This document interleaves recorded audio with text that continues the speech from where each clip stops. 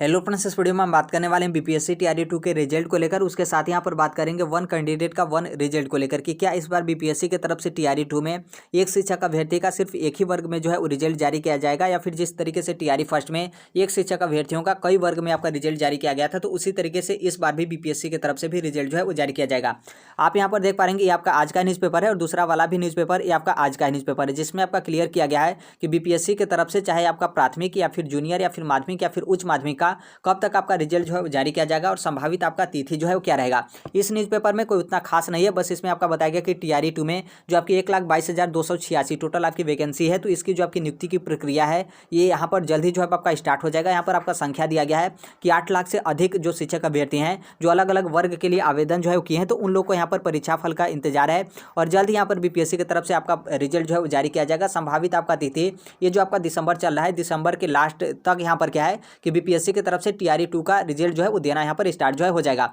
ये जो आपका दूसरा वाला न्यूज़पेपर है आज का न्यूज़पेपर है ये भी, और इसमें थोड़ा सा आपका अच्छे तरीके से क्लियर जो है आपका किया गया है। देखिए यहाँ पर जो आपका इस महीने के अंत में बीपीएससी की तरफ से रिजल्ट जारी किया जाएगा, तो जो आपका टीआरई 2 में हेड मास्टर यानी जो आपकी प्रिंसिपल वाली वैकेंसी थी, तो उसका यहाँ पर रिजल्ट जो है वो सबसे पहले जो है आपका जारी किया जाएगा, क्योंकि इसमें सबसे कम जो है आपके आवेदन आए थे, इसलिए सबसे पहले इसका रिजल्ट जारी किया जाएगा और ये आपका इसी महीने के अंत तक यहाँ पर बीपीएससी जो है वो जारी कर देगा।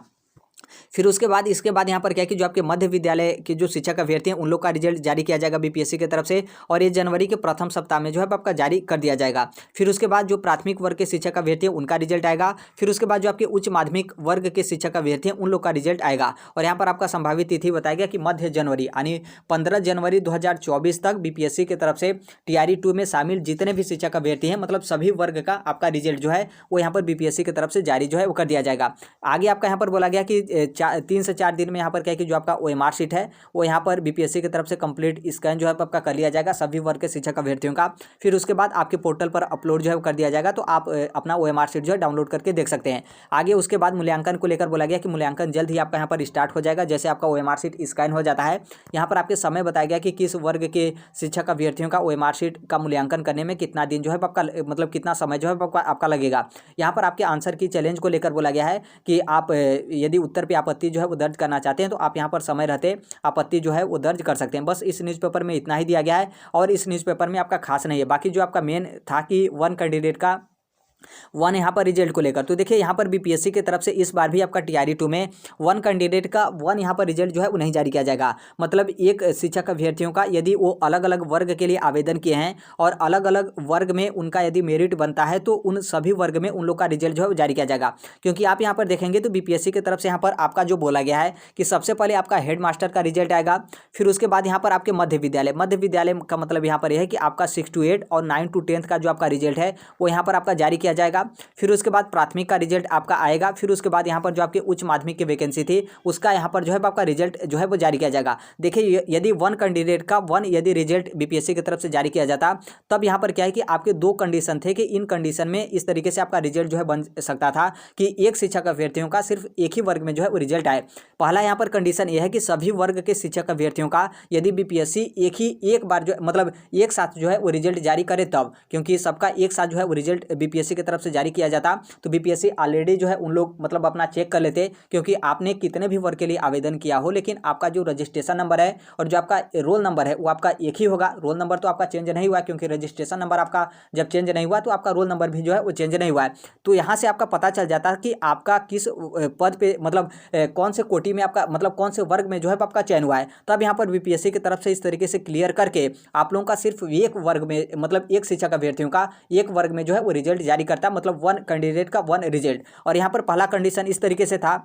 जो कि ऐसा आपका हो नहीं रहा है, वो मतलब एक साथ आपका रिजल्ट नहीं जारी किया जा रहा है, क्योंकि यहाँ पर सबसे पहले हेड मास्टर का, फिर उसके बाद मध्य विद्यालय के शिक्षक अभ्यर्थियों का, फिर प्राथमिक का, फिर उच्च माध्यमिक वर्ग के शिक्षक अभ्यर्थियों का रिजल्ट स्टेप वाइज जो है इस तरीके से बीपीएससी की तरफ से जो है आपका जारी किया जा रहा है। तो यहाँ पर पहला आपका जो मतलब कंडीशन बन रहा था कि वन कैंडिडेट का वन रिजल्ट आए, तो ये आपका यहाँ पर कैंसिल हो गया। फिर दूसरा यहाँ पर यह था कि यदि बीपीएससी की तरफ से सीरियल वाइज ऊपर से नीचे यदि रिजल्ट जारी किया जाता, तभी यहाँ पर क्या है कि वन कैंडिडेट का वन रिजल्ट यहाँ पर जो है आपका जारी कर दिया जा सकता था। जैसे जैसे यदि मान लीजिए किसी भी शिक्षक अभ्यर्थियों का यदि उनका उच्च माध्यमिक में चयन हो जाता है, फिर यदि मान लीजिए वहीं शिक्षक अभ्यर्थियों का आपका माध्यमिक में चयन होता है, यानी 9वीं से 10वीं में चयन होता है, तो यदि बीपीएससी की तरफ से पहले उच्च माध्यमिक का रिजल्ट आता, फिर उसके बाद आपका माध्यमिक का रिजल्ट आता, तब तो यहाँ से पता चल जाता कि सबसे पहले जब आपका यहाँ पर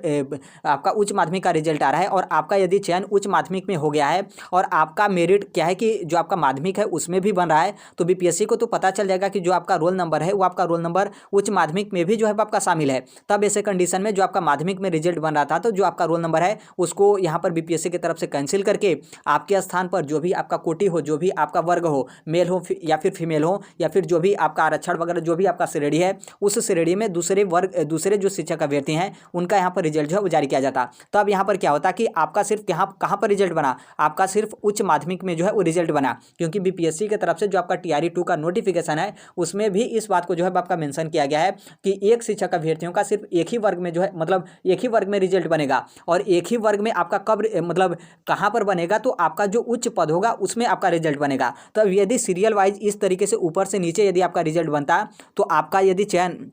उच्च माध्यमिक में हो गया, जो कि उच्च माध्यमिक आपका सबसे उच्च पद है, तब यहाँ पर क्या है कि आपका जो नीचे वाला पद है उसमें आपका रिजल्ट कैंसिल करके आपके स्थान पर किसी अन्य जो शिक्षक अभ्यर्थी हैं जो उसके लिए आवेदन किए हैं, जो भी उस कोटि के होंगे, तो बीपीएससी आसानी से रिजल्ट जारी कर देता। उसी तरीके से यदि मान लीजिए किसी शिक्षक अभ्यर्थी का 9वीं से 10वीं के लिए यदि उनका चयन हो गया है और उनका रिजल्ट आपका 6 to 8 में भी बन रहा है, तो चूंकि बीपीएससी की तरफ से आपका सबसे पहले 9वीं से 10वीं का रिजल्ट जारी किया जाता, फिर उसके बाद आपका 6 to 8 का रिजल्ट जारी किया जाता, तब यहाँ से बीपीएससी को पता चल जाता कि आपका रिजल्ट यदि 6 to 8 में बन रहा है और आपका पहले ही चयन 9वीं से 10वीं के लिए हो गया है, तो आपका 6 to 8 का जो रिजल्ट है उसको बीपीएससी कैंसिल कर देती। फिर उसके बाद यहाँ पर क्या है कि आपके स्थान पर किसी अन्य जो शिक्षक अभ्यर्थी हैं जो यहाँ पर इसके लिए आवेदन की हैं, जो दावेदारी करते हैं, तो उनका यहाँ पर रिजल्ट जो है आपका जारी कर दिया जाता। तो इस तरीके से बीपीएससी की तरफ से रिजल्ट जारी किया जाता ऊपर से लेकर नीचे। तब यहाँ पर क्या है कि इस तरीके से भी वन कैंडिडेट का वन रिजल्ट यहाँ पर जो है आपका बन सकता था, जो कि ये भी आपका जो है वो नहीं हो रहा है, क्योंकि आप यहाँ पर देख सकते हैं ऊपर हमने आपको यहाँ पर बता ही दिया कि सबसे पहले यहाँ पर आपका हेडमास्टर का रिजल्ट आएगा, फिर उसके बाद आपके मध्य विद्यालय में 6 to 8 का, फिर 9 to 10 का रिजल्ट आएगा, फिर उसके बाद यहाँ पर आपका प्राथमिक का रिजल्ट आएगा, फिर उसके बाद यहाँ पर आपका उच्च माध्यमिक का रिजल्ट जो है वो आपका आएगा। तो इसलिए इस तरीके से बीपीएससी की तरफ से दोनों जो आपके कंडीशन बन रहे थे कि वन कैंडिडेट का वन रिजल्ट, तो एक तरीके से आप यहाँ पर देखेंगे तो ऐसा बीपीएससी की तरफ से आपका नहीं किया जा रहा है। जिस तरीके से आपका टीआरई फर्स्ट में एक जो शिक्षक अभ्यर्थी हैं उन लोग का कई वर्ग में रिजल्ट बना था, उसके बाद उन लोग एक ही वर्ग में ज्वाइन करेंगे और नॉर्मल सी बात है वो ऊंचे वाले पद पर ज्वाइन करेंगे, तो इस तरीके से काफ़ी ज़्यादा आपका सीट जो है बर्बाद हुआ था। बहुत सारे शिक्षक अभ्यर्थी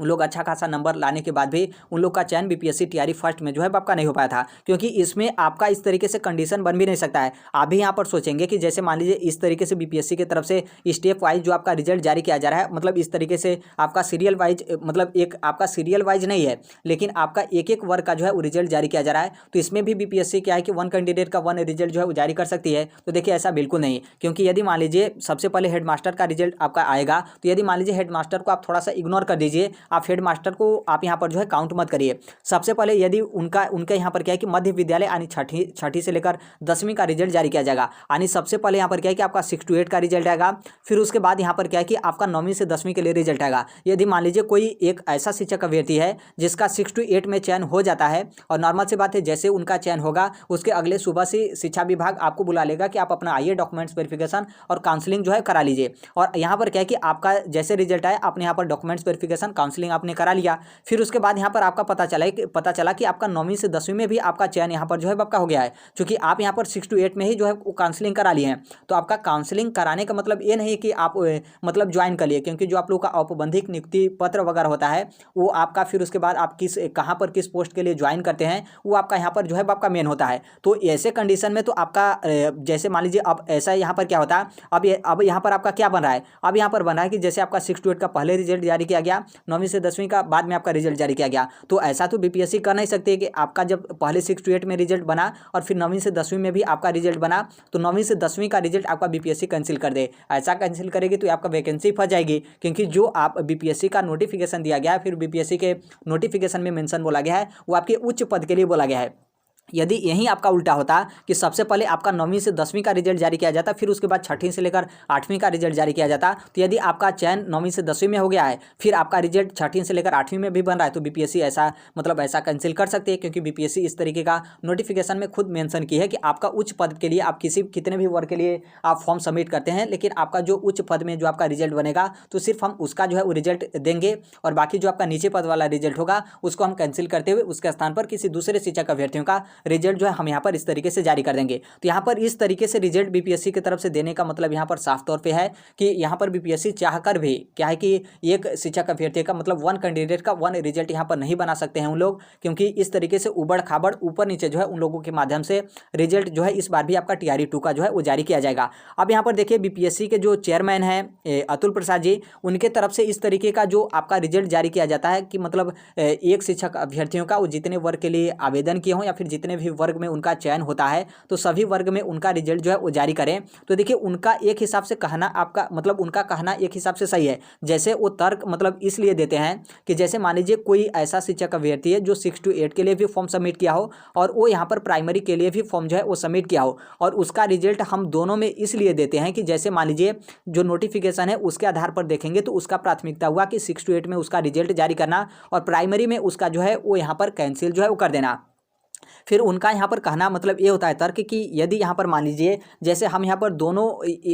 मतलब उस शिक्षक अभ्यर्थियों का दोनों वर्ग में हम यहाँ पर रिजल्ट नहीं देंगे, यदि मान लीजिए जो 6 to 8 के लिए फॉर्म जो है वो सबमिट किया हो वो यहाँ पर आपने NIOS का जो आपका डिग्री है उसके बेस पर आपने फॉर्म जो है वो सबमिट किया हो, और जो आपने प्राइमरी का जो आपने फॉर्म सबमिट किया हो वो आपने रेगुलर DLED के बेस पर जो है आपने फॉर्म जो है वो सबमिट किया हो, तब यहाँ पर क्या है कि यदि मान लीजिए हम यहाँ पर आपके नीचे पोस्ट का मतलब जो आपका निम्न पद है उसका हम यहाँ पर आपका रिजल्ट कैंसिल करके आपके उच्च पद का हम यहाँ पर रिजल्ट बनाते हैं, तो इसका मतलब यह है कि यदि मान लीजिए by the way NIOS DLED को लेकर कोई उस तरीके का न्यूज नहीं, बस हम यहाँ पर एग्जांपल के लिए बता रहे हैं, यदि मान लीजिए 6 to 8 से यानी NIOS DLED आपका इनवैलिड हो गया और बीपीएससी की तरफ से आपका 6 to 8 का जो है वो रिजल्ट जारी किया गया था, इसका मतलब यह है कि आपका यहाँ से जो है आप यहाँ पर बाहर हो जाएंगे, क्योंकि आपका जो डिग्री है वही आपका यहाँ पर इनवैलिड हो गया, और आपने जो प्राइमरी का फॉर्म भरा था जो कि रेगुलर DLED से, जो कि रेगुलर DLED आपका बिल्कुल वैलिड है, इसमें कोई दिक्कत नहीं है, लेकिन यहाँ पर क्या है कि आपका बीपीएससी की तरफ से ऑलरेडी पहले ही जो है आपका रिजल्ट आपका कैंसिल कर दिया गया था, क्योंकि आपका ऑलरेडी चयन 6 to 8 में भी